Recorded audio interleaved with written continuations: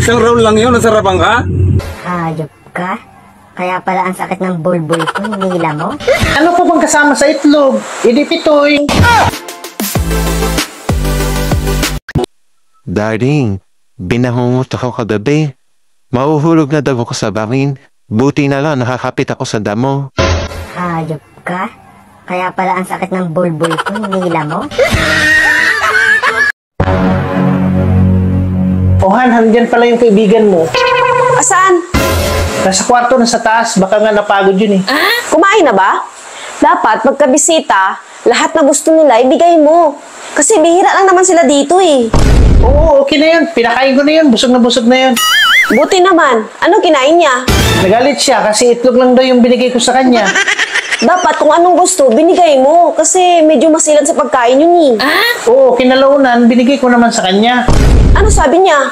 Sabi niya, sold daw. Kasi sabi niya sa akin, bakit daw hindi ko binigay sa kanya yung kasama sa itlog? Bakit lang daw itlog yung binigay ko sa kanya? Kaya pinagbigyan ko na. Eh ano palang kasama ng itlog na binigay mo? Eh ano pa bang kasama sa itlog? Hindi pitoy. Ano, nasarapan ka ba? Sobra. Ha? Isang round lang yun, nasarapan ka? Isa, dalawa, tatlo, pareho lang yun!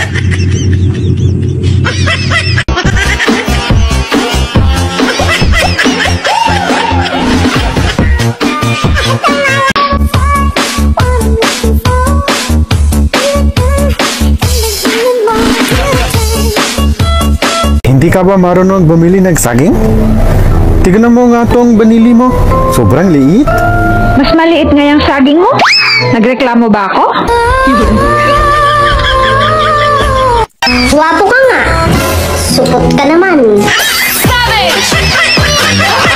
Hi, good news po. Nakuha akong model ng sabon. Ako ang germ. Nagpunta ako sa palengke. Nakakita ako ng tahong. Biglang naisip ko yung pinakain mo sa akin kagabi. Ang taba.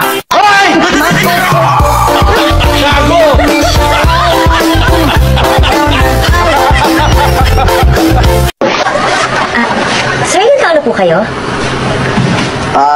Actually nilagay ko dyan 33. Pero 34 talaga ako. Kabata ko.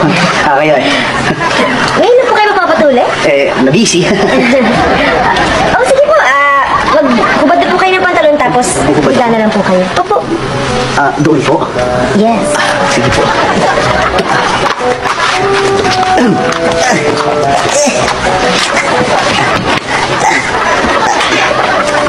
Nakakaya naman. Ganda-ganda ni Miss eh. Miss oh. Ay, hindi. Bakit na kayo nandun sa gilid? Ay, dito na lang. Sige. Yan. Nakakaya. Pero sanay naman po kayo, di ba? Lagi naman po kayo nakakita ng ganito, di ba? Opo. Pero, hindi ganyan katanda.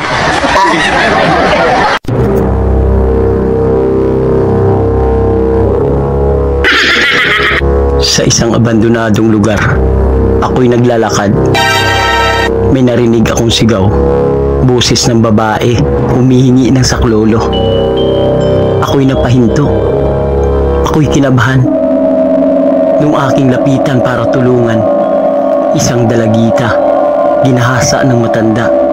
Nung tutulungan ko na sana, biglang nag-iba yung sigaw niya. Yung saklolo. Biglang, saksak mo lolo. Saksak mo pa lolo.